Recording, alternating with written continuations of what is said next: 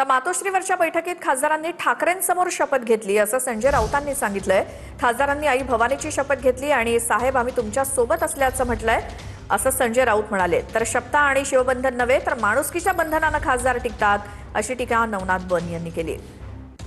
ज्या खासदारांनी त्या दिवशीच्या बैठकीमध्ये सहभागी झाले त्यांनी आई भवानीची शपथ घेतली। साहेब आम्ही तुमच्या बरोबरच आहोत। काय ऑनलाईन बैठकी हो मग ऑनलाईन पूजा आणि आरतीही करता ना तुम्ही।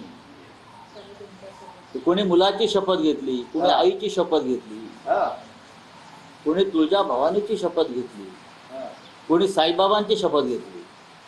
हा म्हणजे एका प्रकारे वेगळा शपथविधी सोहळा नाही म्हणजे साहेब या सगळ्या शपथा त्यांनी स्वतःहून घेतलेल्या असल्यामुळे आणि ते हिंदुत्ववादी असल्यामुळे ते हिंदुत्वाचं पालन करतील मला खात्री आहे।